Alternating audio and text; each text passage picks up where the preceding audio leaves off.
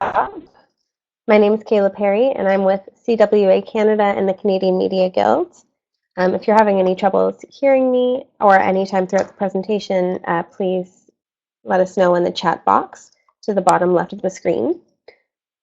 Just a little bit before we begin, this workshop was organized by Canadian Media Guild Freelance Branch, which is a voluntary union membership for working freelancers, and by our partner union, CWA Canada Associate Members, which is a free union membership for students, volunteers, and precarious media workers.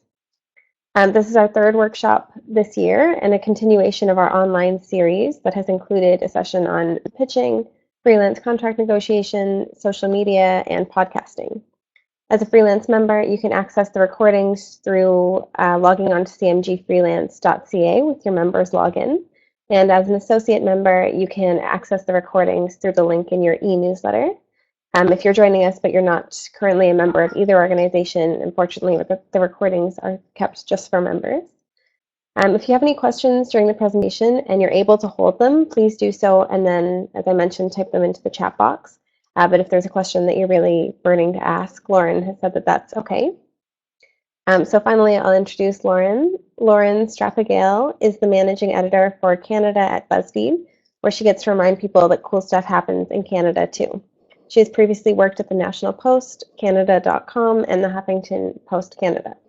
So welcome, Lauren. Thanks for putting together this workshop today, and I'll turn it over to you. Okay. Hi, I'm Lauren. So today I'm going to be going over, so I think that's the question that I get asked the most is how do you find viral content? Like how do you find these stories? So I'm going to go over how the tools I use that makes it easy to find them and how to verify that information. So I'm going to start off with, so we're going to go through how a viral story comes together, how to find said hot viral content, and how to verify it. So first I'm going to take you through a story I did, I think about 6 months ago, to give you an idea of how I work, and then we'll get into some of the specifics. So this is a story, was last August, that was one of my most viral. So you can see it has over 1.3 million views. And this is all based around a Facebook post from a mom in West Virginia who posted this selfie of herself crying in her car because she just had a terrible experience dealing with her kids in a grocery store. And so I actually first saw this on my own Facebook timeline, which is always a good resource. But then it made it to this blog called Scary Mommy, which is one of those, I will get into this a little bit later, but that's something you can find, like sort of blogs that are about certain niche topics. It's a really good way to find content. So between seeing it on my own feed, seeing it on this very popular parenting blog, that's a pretty good indication that you're onto something viral. And then if you actually went and found her Facebook page, and as I don't know if you can see it, these are the current stats, but what I do is I look to see how many people have commented, how many people have shared it, how many likes there are, and this already had, I think at that time, this is sort of in the hundreds, but that's also like a really good indication of viral content. So with all that in mind, I went for it and I contacted the woman. And the way I usually contact people, I would actually say like 90% of the time is by Facebook.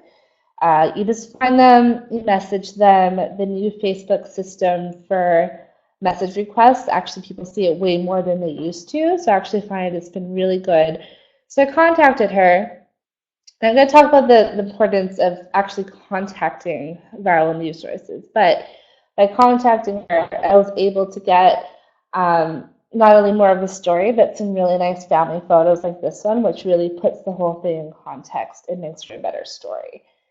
And so this is our sort of internal tool that shows sort of the virality of a thing. So you can just sort of see as it got shared on BuzzFeed's Facebook pages, it just, the red is the sort of the viral share, it just took off. So that's, It's an indication of a good story. So the reason for that, the reason why this one was so popular, is I found something that definitely had proven viral potential, based on looking, seeing that the blog had shared it, that people on my timeline were sharing it, and that the post itself had a lot of shares on it.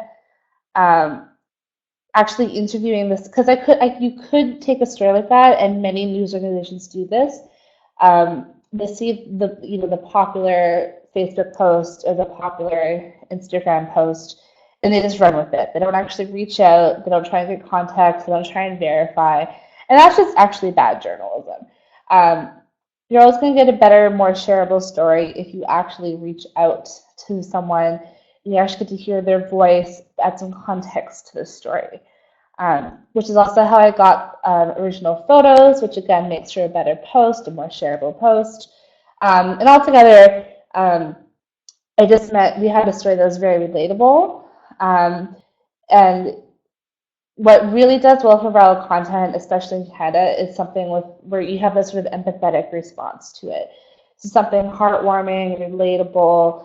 In this case, tons of parents were sharing this post and thinking, God, I've been that person in the grocery store wanting to cry. I've been that person where I'm out in public and my kid is throwing a tantrum. Um, and so that did really well. And that kind of formula can apply to so many things. That's like sort of the basics of a viral post.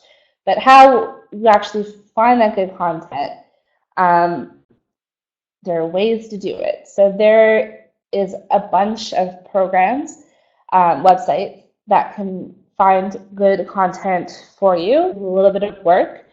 So I'm actually going to go through some of them now. So I'm going to close the presentation and share my desktop, which means I won't be able to see comments. So just stick with me while I figure this out.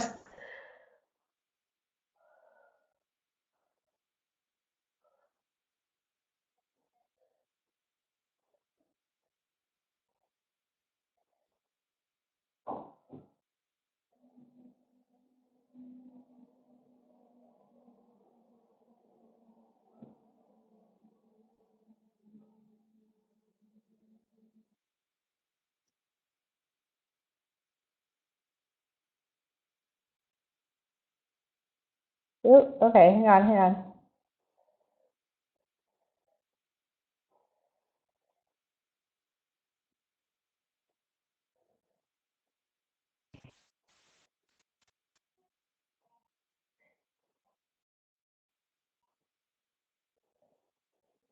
Okay, you guys see my screen?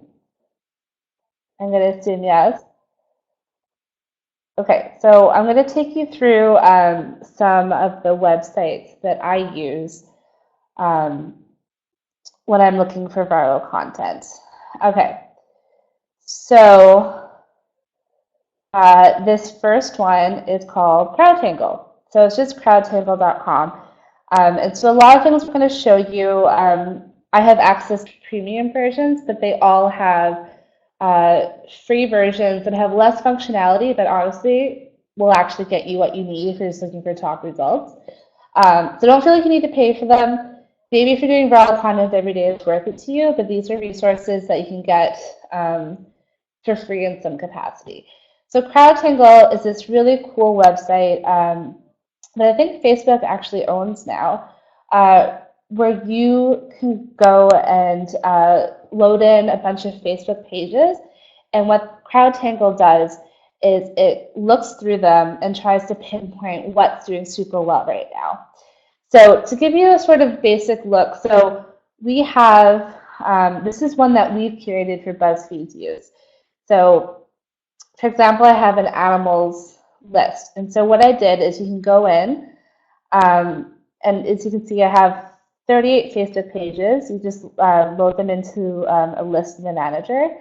So I have things like the dodo and We Love Animals, which is just a really popular page on Facebook. Animal Planet. I have a lot of local rescue organizations or SPCAs from different places around the world. And what it does is Crowdtangle looks at what's been posted in the last, say, 2 hours and sees what is overperforming for those pages. So this top result here from the Dodo, as you can see, it's doing 13.9% better than things usually do for the Dodo. So what that means is this is going viral for them, and maybe it's something we'd also be interested in. And actually, I think an injured opossum is like a pretty BuzzFeed thing to do. This applies to so many things. For example, I've curated an Arctic news. Let's see if we can go last week of content. So things like the Yukon News and CBC North, and that tells me what's popular in that sort of niche area. So you can really tailor this program to the area that you actually work in. So say you're interested in tech writing or social justice or politics, you can really tailor for that. Another thing we've done, for example, is community newspapers, because we really love finding sort of these little local viral stories. And those actually tend to really blow up because maybe you haven't heard of them yet. So we've curated a list of sort of local news sources.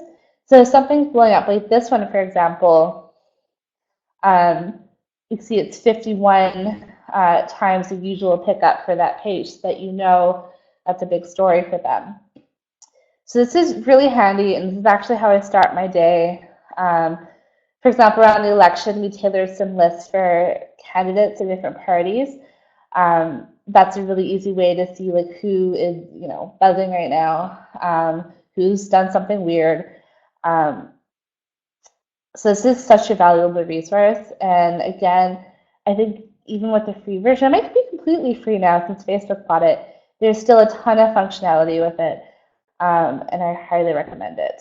Facebook, it's funny because Twitter is sort of where journalists live. It's very much our own echo chamber, and I think we think of it as a priority social media platform, but in reality, Facebook is what most people use, and if something's going to go viral, it's going to go viral on Facebook.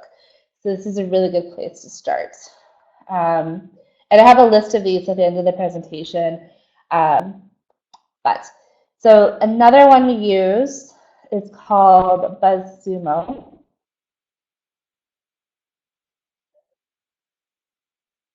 So ignore all the stuff at the top, just buzzsumo.com. Again, this is a version that has a pro version and a free version.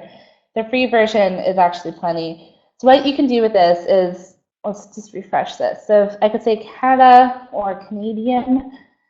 And what this does is it searches for stories, posts online, content, and ranks it by number of social media engagement. So this one,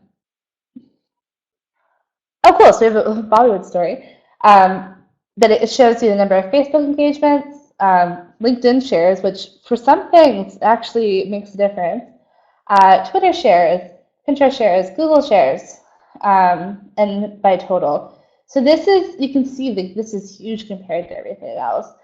And I check this every day to see what's already sharing really well. And you can, so this is by keyword.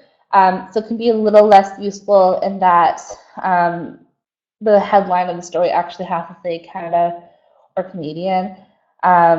You can see we have a bunch of sort of pre-made searches, but one thing we've done is we have this pre-programmed search for Canada or Canadian or a whole bunch of places in Canada, and that gives a more broad overlook of what's happening in Canada. And so again, maybe for you, you could be Canada and tech, or Canada and politics, or Donald Trump, or Justin Trudeau, and you can see what is doing particularly well in those areas. So this has actually been really helpful sometimes for people to pull up a story from, say, a small news source, or from a news source that I just don't have to regularly check. And you'll know it has this universal appeal that you can really tap into. So this is a really great overview of what's popular right now. So Again, that's BuzzSumo. Another really cool thing is Favestar.fm. So this looks at Twitter, and I'm just using the free version of it. If you get the pro version, I think you can do more specific searches and that kind of thing. What's really cool about it is it will show you, say I'm looking for something that's sort of getting viral on Twitter, but isn't there yet. Maybe I want to find something that has 250 likes. So you can do that, and it'll show you tweets that are sort of beginning to blow up. So the one downside of this on the free version is at some point you're just going to start getting these power user accounts like celebrities, or like parody accounts like Darth. Oh, geez. And oh, there's Buzzfeed.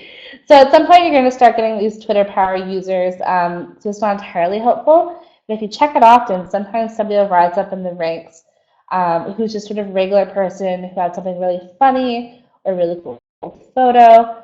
And so we find content that way too. But essentially, if you're looking for something with like 30,000 retweets already, I mean, you're going to end up with like really big accounts, or okay, this is really viral today. This whole spilled chocolate milk conversation. That's a way to find viral content like that. But of course, the rest is going to be kind of parody accounts or celebrities. But again, if you look for something with like 50 retweets, you might be able to find something from a regular person. But it's the kind of thing you need to check often. But I know that people, especially in our New York team who do social news, is what we call viral news. Every single day, this is just an invaluable resource for them. The other thing I like to use is Reddit. So people are probably more familiar with Reddit. It's, of course, a link sharing platform. So what I like to do is, so you might know that you can go reddit.com/ Calgary, Toronto, Canada. You can also add in other subreddits. And so I built this URL that is just all the major Canadian subreddits, the subreddit being like a single section of Reddit, if you're not familiar. And so it puts them all onto a single page. So I can see what people are sharing. So the biggest thing right now is this Kevin O'Leary story. Politics does tend to do really well on Reddit. And that's an interesting thing. Reddit and Twitter are big for politics, whereas Facebook is where you're going to find more of like the heartwarming, virally stuff. But this is a really good overview of what people are talking about right now. If you sort it by new, you can get like a really kind of up to the minute, what are people talking about right now, what's popular right now. So yeah, so finding viral stuff is not just a matter of, it's not like we just stumble upon this stuff, it's that we actually have tools to help us find this stuff. And these tools are accessible for everyone. It's not like some secret we have. It's just that we've curated these websites that we use over and over that are really useful. So I'm going to go back to presentation. And again, if there's any questions, I can see the chat window again. Let me know. Okay. So yes, those are some of the tools that I use. But also, there's some alsos. Those are sort of our secret tools, but there's other things that are just kind of obvious. Check your own Facebook and Twitter feeds. Often if something is shared on my timeline from a source I normally check, that means it's crossing over between different groups of people. It's a really good way to find stuff. Check what's happening on your own Twitter feeds, what are other people talking about, who share your interests. Make Twitter lists. They actually work. Like I use TweetDeck when I use throughout the day at work, which is owned by Twitter now. And if you're not familiar, it's like Twitter, except you can make columns. So I have a column for my notifications, a column for Buzzfeed notifications. And then I have columns for certain lists. So, for example, I've curated a list of LGBT influencers and organizations in Canada to keep an eye on that beat. I have another list of Indigenous Canadian organizations and influencers to keep an eye on what's happening in that area. And these are things I just check throughout the day to keep an eye on. Tumblr is a really undervalued resource. It's a funny place. You can go and waste 5 hours on Tumblr and find no good content, but there's actually some really interesting Canadian accounts on there that follow, say, Canadian politics, or they post like funny Canadian memes. That could be a really useful way to find content. It's just a little harder to sift through. There's no easy way. There's no programs like Crowdtangle. But it's something I think everybody should be familiar with, and it's a good time. See what your mom is sharing. If you have your mom on Facebook and she and all of her friends are sharing a certain thing, even if it's not maybe your area of interest, moms are really they're really good readership category. They love sharing stuff. Like, for example, that story I showed at the beginning about the moms crying selfie. That's the kind of thing moms share, and that's how that story went viral. Because it's incredibly relatable, and there's a lot of people sharing it. So, like, see what your mom's talking about. Join local Facebook pages. I'll show you an example of that next, but I should say Facebook groups, because there's actually a lot of great stuff happening on private Facebook groups.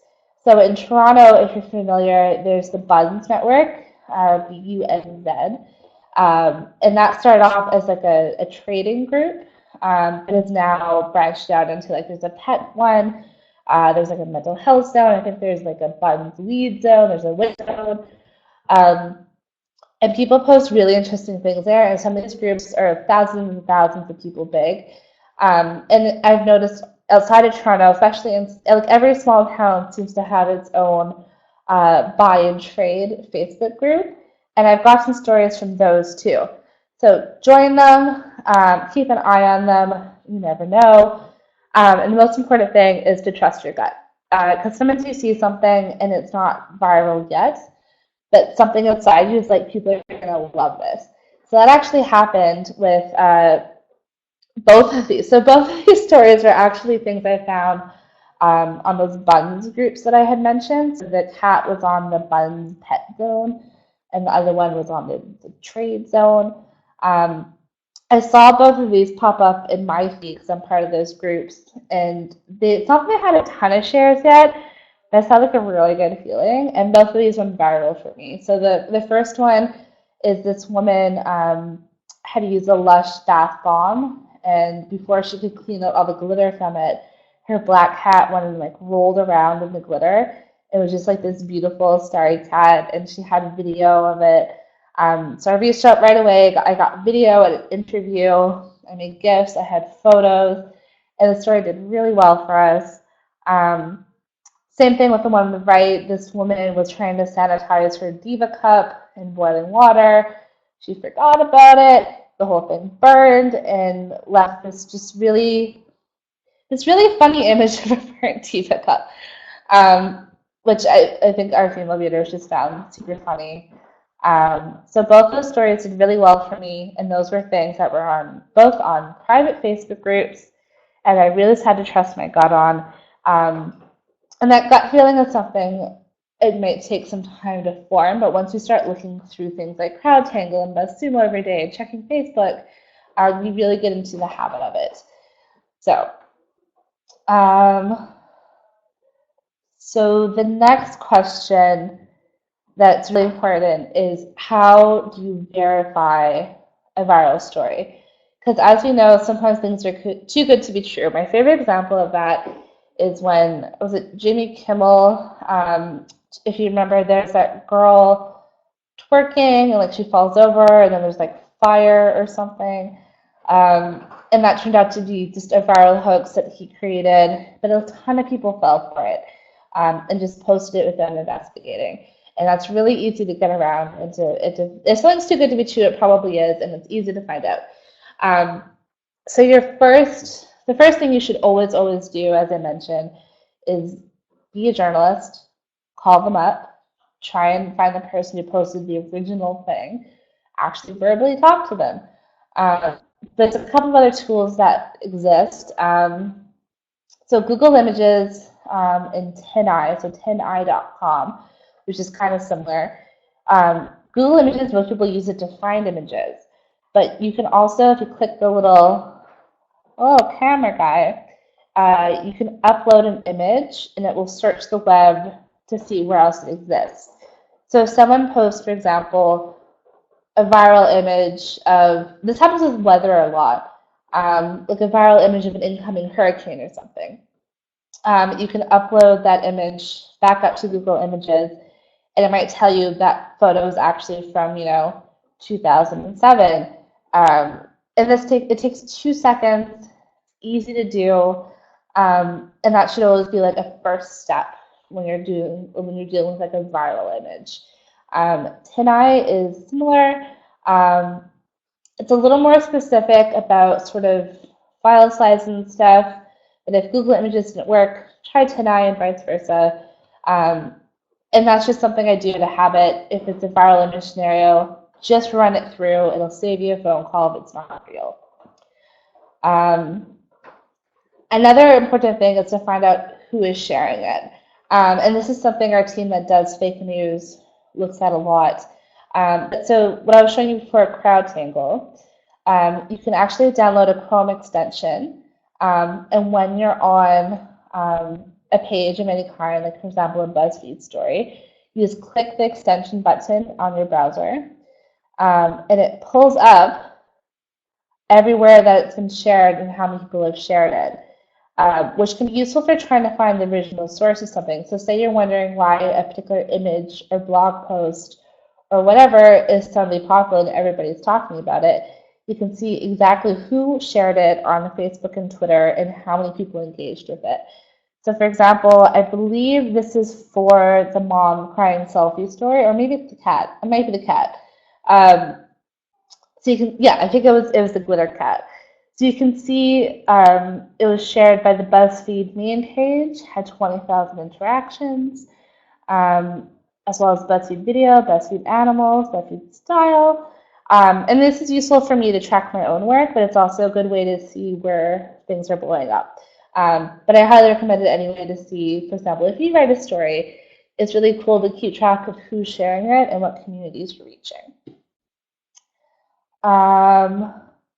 Yeah.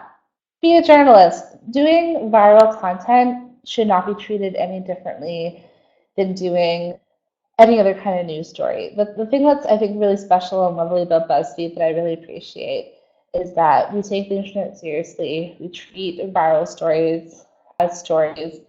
Even if they're a little fluffy, even if they're not as serious as other things, we really report them out. So call your sources every single time. Try and back up that information. So somebody, for example, there's a woman, I think she was in Massachusetts. She had a post once on Facebook about how she had a son who identified as her son, as a boy, but really loved to wear dresses. And she saw no problem with this. So one day they were out, he was wearing a dress, he was happy, they're having a good time, they're at the park, and some guy comes up and starts harassing them and being very verbally abusive. And she wrote this really kind of lovely face about how much she loves her kid. There's a lot of support from other parents. So I found that, I talked to her, but then to verify it, I called the local police station, and they were able to tell me, yes, we have a report on file about this. And to be able to back up your information, it's good for your credibility. It reassures the reader. It's you doing your work. So if you can ever find a second source, go for it. Also, asking for more photos is a way to prove that they were actually there if you're dealing with a viral photo.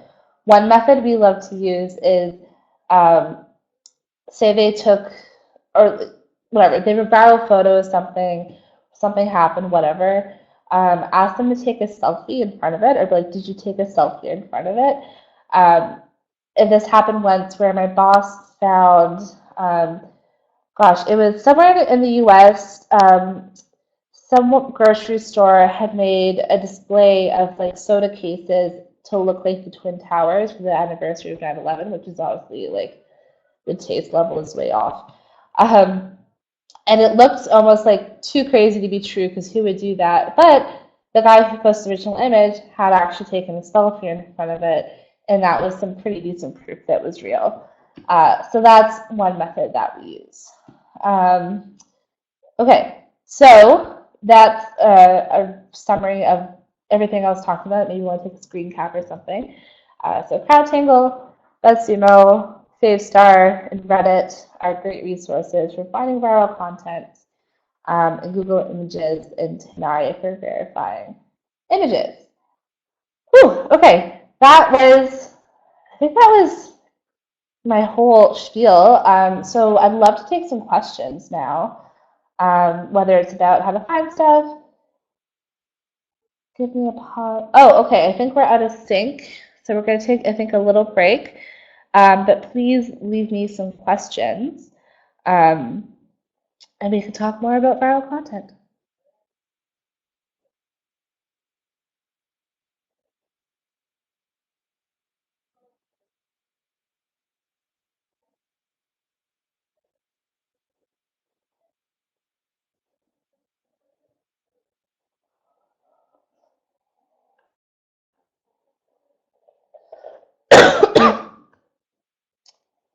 Okay, can everybody hear me? Am I back in sync? I'm gonna assume yes. Okay, awesome. Okay, Steve, so have you been in a situation where you couldn't speak to someone you were doing a story on? If so, did you still publish? I have dropped stories because I didn't talk to somebody. I think sometimes we get into this feeling of like we have to publish everything, we can't miss a story, and that's so not true.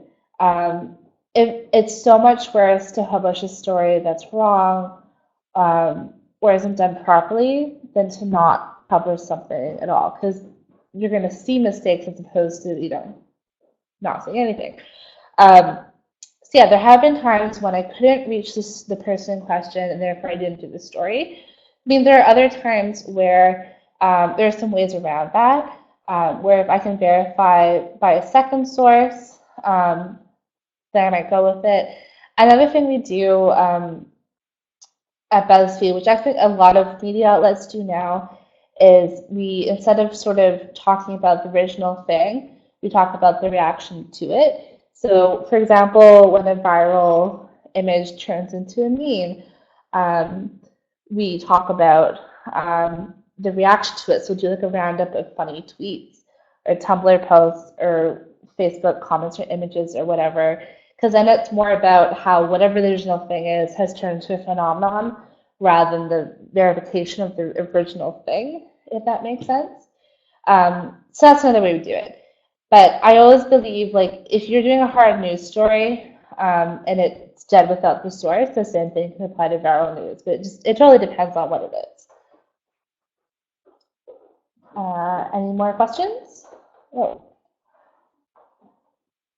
What role? Yeah. So the question about our role in fake news. So what's really cool is we actually have BuzzFeed has like a mini debunking fake news bureau right here in Toronto. It's like 2 people right now, but a lot of other people from around the world contribute to this idea. And their entire focus is on is looking at stories, false stories that spread online and finding out who is sharing them. Do people really believe them? Why is this happening? Actually, around the election, I helped with one of those stories. We actually went through some hyper-partisan Facebook pages. For a full week, we recorded every single thing they posted and rated all of them on accuracy to see, like, the right-wing people, are they more easily duped, for example. And I think we found that yes, maybe, or at least I like to share fake news a little bit more. And I think all this is really important work because it lends itself to media literacy, which I think is really the goal of that. It's not to be like, oh, you're all stupid and sharing fake news. It's about teaching people how to tell the difference between real news and fake news, how to vet a website and decide whether it's a legitimate news organization or like something right out of someone's basement in Romania, which is like a phenomenon that's actually occurring. Um, so BuzzFeed is really taking the lead on that, and I think it's really cool to see. How do you deal with the overwhelm? Yeah, there is a lot to sift through, and it can be kind of overwhelming, which is why I really love like BuzzSumo and Crowdtangle because I can pre-program it. Like maybe spend a day if you're interested in going after this. Um, Set up Crowdtangle, make a bunch of lists of your areas of interest, and then it's not so overwhelming because next time you go to check it, you just like look through all your lists, check it in the morning or whatever, and it feels much more manageable. Because yeah, for sure there are some days where it's like there's so much happening. How do you pick what to do? But you honestly get in the habit of scanning your sources, making quick decisions about what is a good idea to pursue and what is not. And it is kind of practice. And of course, there are some days where I am kind of overwhelmed. I'm not saying that totally goes away, but leaning on resources like those makes my job so much easier. It makes the internet so much more manageable. And so I highly recommend them. Um, So you mentioned using Facebook to reach out to verify. If Facebook doesn't produce a response, what next steps? Yeah. So Facebook is my go-to often because it's often where I find stories. So like their name is right there. I send them a message. You're right. Sometimes they don't reply. It doesn't always work.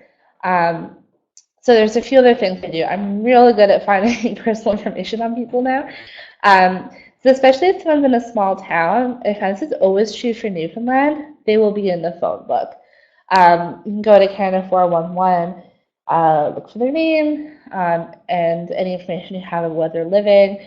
Sometimes that means cold calling 5 people with the same last name. If you need to find someone, though, you just do it. So that's a good old-fashioned way. Find them in the phone book. But of course, a lot of, especially younger people, urban people, aren't in the phone book. They have cell phones. You just start looking for information. Maybe you can find them on LinkedIn. Maybe you can find them on Twitter.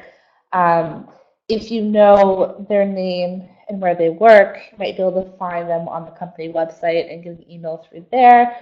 Or maybe you just email the company looking for them, call the company. It's not very often that I can't find someone. That very rarely happens. There's almost always a way, unless they are particularly disconnected. Um, so yeah, I still call people. Even when I Facebook message them, it's to say, let's have a phone conversation. Because I still believe we should be calling our sources. So yeah, I believe that there's always a way. Any method you use to push BuzzFeed posts into virality. Um, so what's really nice for us is we already have a huge social media presence, being BuzzFeed. We have a ton of people who like our Facebook pages. We have tons of them now. We have a lot of followers on Twitter. So simply pushing out our own stories onto our own social media channels, they can get a lift. But there are other ways. So one thing I always do is especially when I do a viral story about someone who's not used to media attention, I always make sure to send them a link to the story. It makes them feel more comfortable, and it also gives them a chance to share it with their own networks, which actually will give it a big bump. Because like all their friends and family will be like, oh my God, you're on BuzzFeed and want to share it. It's really sweet, and it gives it a bump.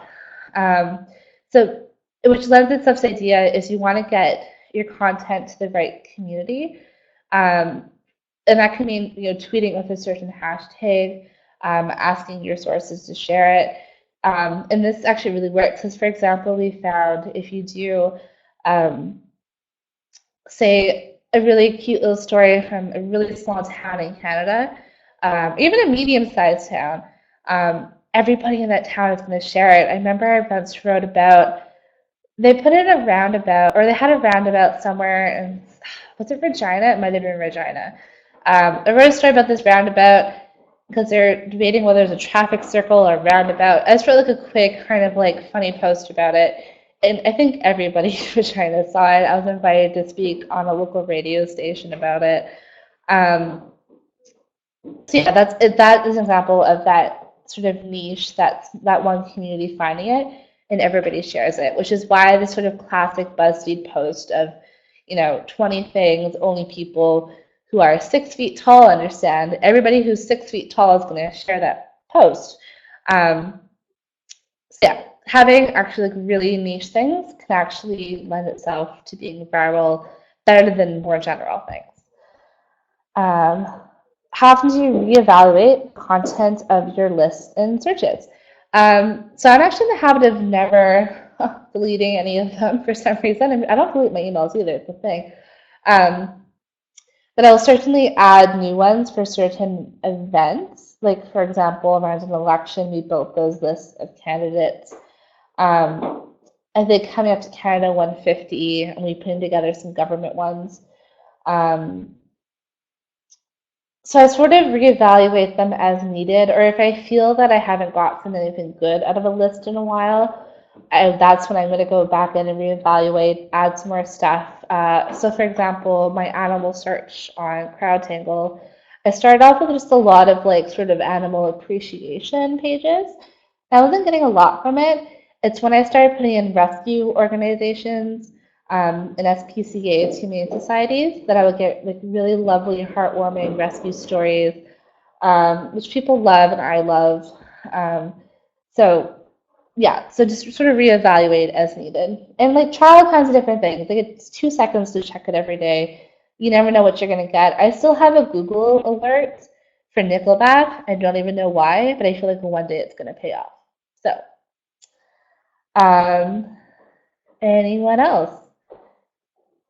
Yeah, freelancers can definitely pitch to BuzzFeed. We take freelance work. We don't take a ton of it because I'm literally the person who deals with it and I'm trying to do other stuff. But we take freelance work for sure. To give you a quick overview, we're looking for very Canadian stuff because our budget is really for BuzzFeed Canada as opposed to BuzzFeed General, if that makes sense. Um, so something really hyper Canadian, but also not too local. I realize that's picky. So for example, we wouldn't really want event coverage, but if it's something that sort of digs into a deep dive of a Canadian cultural issue, about like identity or arts and culture or politics or whatever, if you have like a really good scoop or angle, I really have a preference for longer form investigation. Um, I also really appreciate posts about Indigenous people in Canada because that's just a really important area for us. And one we just don't have the resources or people power to cover to the extent I wish we could in office. So that's really great for me. But essentially, in a pitch, I want to know why it's Canadian, why it should be BuzzFeed Canada, not just BuzzFeed.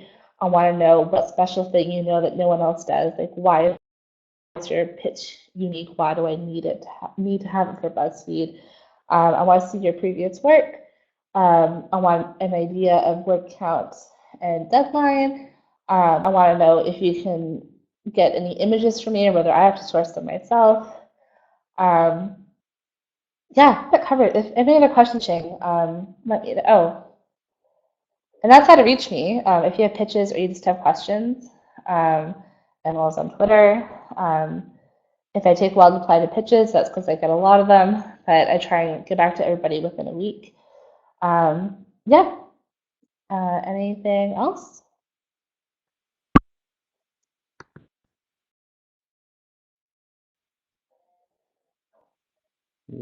Thank you.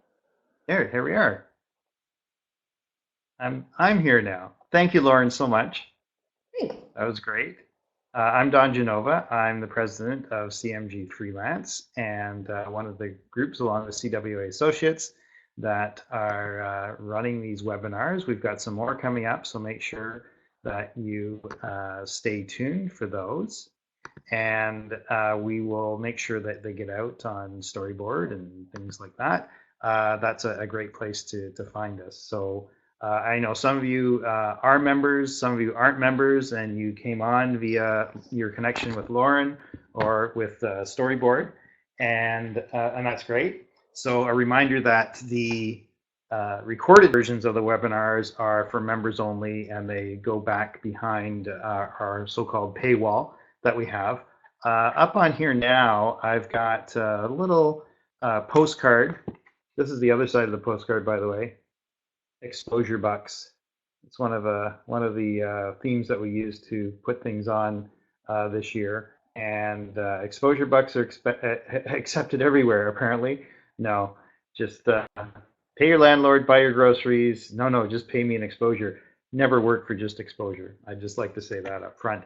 But I am asking you to part with a little bit of your hard-earned money to join our freelance union, which I think offers a number of benefits, including advice on contracts, and the contracts that we're seeing now from a lot of suppliers are very kind of well, let's say they're dodgy at the best, because they ask you for a lot in little in return.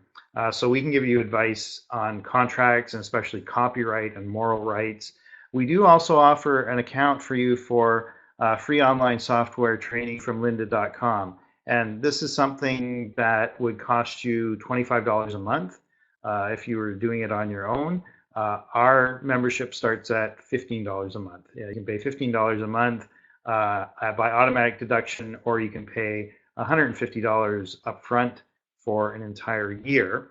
And if you do pay the $150 up front and you want to get media credentials, then we can help you with that as well. We do vet an application and then give you a media card that has your photo on it, and one of those great little things that you can scan, and it leads to your profile on our website.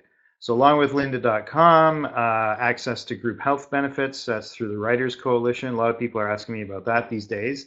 And we also have more of these professional development workshops and webinars. If there are more things that you'd like to see, then please send me a note. It's easy to reach me. I'm at freelance at cmg.ca. That's me, freelance at cmg.ca. You do get a member profile on our website, a members only email form called the Lancer, and as I said, you get the dues payment options yearly or monthly. So please stay tuned for our next webinar. Thanks so much for joining us today, and hope you enjoyed it. There's more to come. Bye for now.